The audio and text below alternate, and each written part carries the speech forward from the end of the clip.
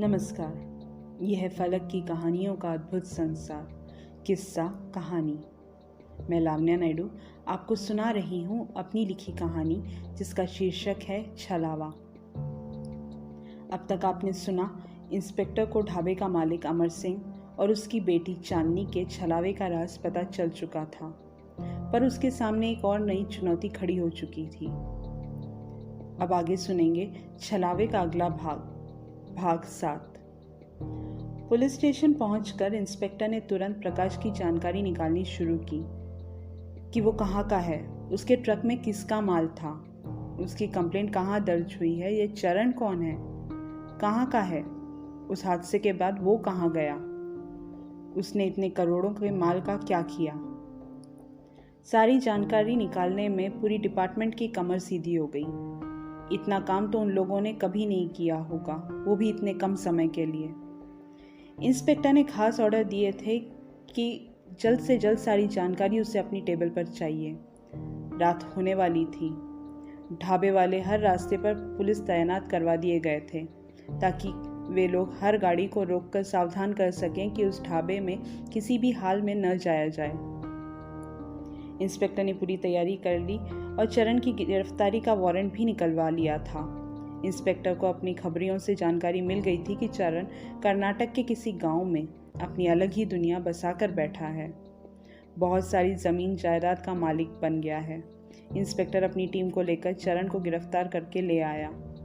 चरण बार बार पूछ रहा था कि उसका कसूर क्या है।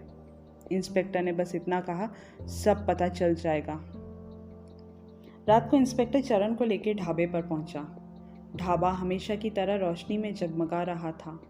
अमर सिंह, चांदनी और प्रकाश को अपने सामने देखकर चरण के पसीने छूटने लगे। उसने भागने की कोशिश भी की, पर नाकाम रहा।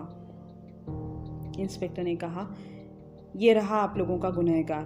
पुलिस ने उसे गिरफ्तार कर लिया है, अब उसे कानून उसके कर्मों की सजा जरूर देगा।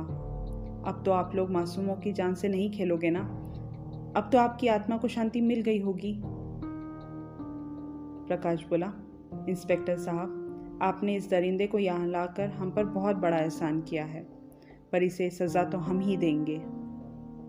इंस्पेक्टर ने कहा, मैं इससे ऐसे आपके हवाले नहीं कर सकता। मैं कानून को क्या जवाब दूंगा? मैं आपको विश्वास दिलाता हूँ कि इसको कड़ी से कड़ी सजा मिलेगी। अमर सिंह बोला, क्या आप अपने सारे गुमशुदा लोगों को वापस नहीं पाना चाहते? इंस्पेक्टर हैरानी से देखने लगा। चांदनी बोली, साहब, हम इतने बुरे भी नहीं हैं।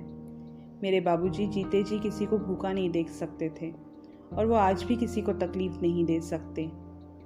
वो सारे लोग सुरक्षित हैं। हाँ, उन लोगों को कुछ याद नहीं है, और जब वे लोग बाहर आएंगे तब भी उन्हें कुछ याद नहीं रहेगा कि वे लोग कहाँ थे। इंस्पेक्टर ने पूछा, मैं कैसे आप लोगों पर विश्वास कर लूं? अमर सिंह ने इशारा किया। प्रकाश ढाबे के अंदर गया और सूरज और नकुल को बाहर लेकर आ गया। अपने दोस्तों को देखकर नकुल और सूरज दोनों दौड़ के उनके गले लग गए। चांदनी बोली, साहब, ये एक हैवान चाहिए या वो कई मासूम? अब यह आपको सोचना है, फैसला आपका है। सुबह होने वाली है, जो भी सोचना है जल्दी सोचिए। वैसे हम अगर चाहें तो बिना आपकी इजाज़त के भी इसे यहाँ से ले जा सकते हैं, पर आपने हमारे लिए इस दरिंदे को ढूंढा और यहाँ तक ले आए, इस बात की इज्जत रखते हुए आपसे गुजारिश कर रहे हैं। हम तो ये जहाँ छुपा था वहाँ जाकर भी इसे मार सकते थे, पर हमें इस गांव में हमें अपनी बेगुनाही का सबूत देना था, और इस केस की जो भी सारी तफ्तीश होगी उसकी तो आप नई फाइल बनाएंगे ही। असली गुनहगार दुनिया के सामने है अब। इंस्पेक्टर ने कुछ पल सोचा और धीरे से अपनी पकड़ चरण पर से ढीली कर उसे उन लोगों की तरफ धकेल दिया। प्रकाश ने उसे अपने मजबूत हाथों से पकड़ लिया। चरण बार बार इंस्पेक्टर से मिन्नत करता रहा कि उसे उनके हवाले न करें, पर इंस्पेक्टर पर उसका कोई असर नहीं हुआ। थोड़ी देर में सारे लोग जो उस ढाबे से गायब हुए वे लोग बाहर आ गए। किसी को एक खरोच भी नहीं आई थी। अमर सिंह बोला, इंस्पेक्टर साहब, अब आप निश्चित रहिए, अब कभी इस ढाबे से कोई गायब नहीं होगा। अमर सिंह, चांदनी और प्रकाश धीरे धीरे सफ़ेद पड़ने लगे। ढाबा भी खंडर बनने लगा। चरण के शरीर से अचानक कई घाव उभरने लगे, जैसे किसी ने धार वाले चाकू से उसे जख्मी किया हो, और खून की धार बहने लगी। चरण की चीख पूरे जंगल में गूंज गई थी। थोड़ी देर में तीनों चरण को लेकर वहां से गायब हो गए। इंस्पेक्टर ने चैन की सांस ली। मयूर और उसके दोस्तों ने इंस्पेक्टर और उसकी टीम को धन्यवाद दिया और सब अपने घर लौट गए। इंस्पेक्टर ने अपने परिवार को भी वहां बुला लिया।